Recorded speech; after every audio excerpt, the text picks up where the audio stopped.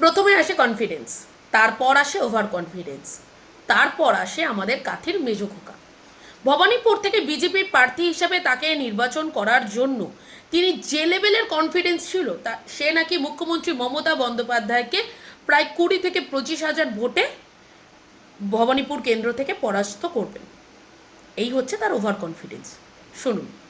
তৃণমূলকে বলবো 294-এর মধ্যে 100টা প্রার্থী আছে যাদের বিধানসভায় ওদের এলাকাতে ভোটার নয়, বাসিন্দা নয়।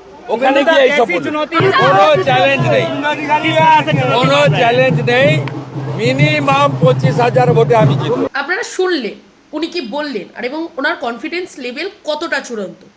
সেই যেমন ছোটবেলায় গ্যাস বেলুনগুলো থাকে তো ঠিক ওই রকম। 7 দিন কেটে গেছেন বা তার বেশি হয়ে গেছে উনি ভবানীপুরে প্রার্থী হবে ঘোষণা করার পর। এরপরে ওনার বক্তব্য শুনুন, যেখানে ওনার হাওয়া বেরিয়ে গেছে, বেলুনের হাওয়ার মতন ওনার হাওয়াও বেরিয়ে গেছে। উনি জানে যে ভবানীপুর কেন্দ্র থেকে উনি হারবেন, পরাস্ত হবেন বিপুল ভোটে। সেই জন্য ওনার হাওয়া কমে গেছে এবং নিজের মুখেই সেটা বলছে, সেটা আবেগের বশত বলছে। এই তো অবস্থা বিরোধী দলনেতার। শুনুন। আপনি 25,000-এর মার্জিনের কথা বলছেন, আরো আমি প্রথম দিন বলেছিলাম যে আমি আশাবাদী, কিন্তু আমি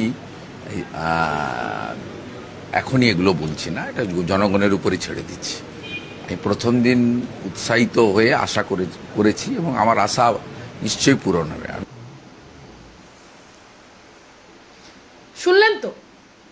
তাহলে দেখুন, ভবানীপুরে যে উনি পরাস্ত হচ্ছেন এবং মুখ্যমন্ত্রী মমতা বন্দ্যোপাধ্যায় বিপুল ভোটে জয়যুক্ত লাভ করবেন সেটা উনিও নিজে বুঝে গেছেন এবং ওনার কথাতে সেটা স্পষ্ট, কয়েকদিনের ব্যবধানে এটা স্পষ্ট। যাই হোক, এবার সারা বাংলায় মমতা বন্দ্যোপাধ্যায় ময় থাকবেন, সারা বাংলা তৃণমূল কংগ্রেস বিপুল ভোটে জয়ী হবে বিভিন্ন কেন্দ্রে এবং বিজেপি আবারও পরাস্ত হবে। জয় বাংলা।